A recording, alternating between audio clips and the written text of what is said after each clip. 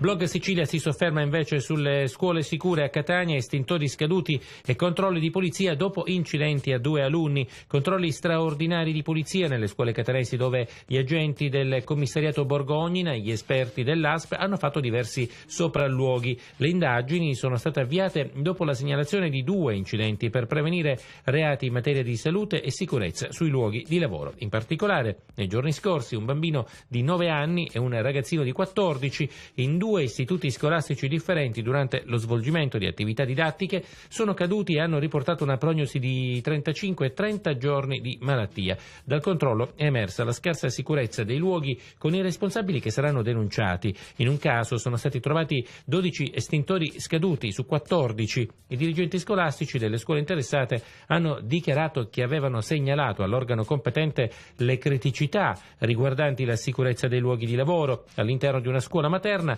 nella zona ricreativa, è stata anche trovata un'attività con attrezzi da lavoro abusiva. Il titolare, custode della scuola in pensione da diversi anni, continuava a rimanere all'interno della struttura dove gestiva un'attività rumorosa con l'ausilio di un compressore ed altri attrezzi. Multa anche per un genitore che fumava all'interno della scuola.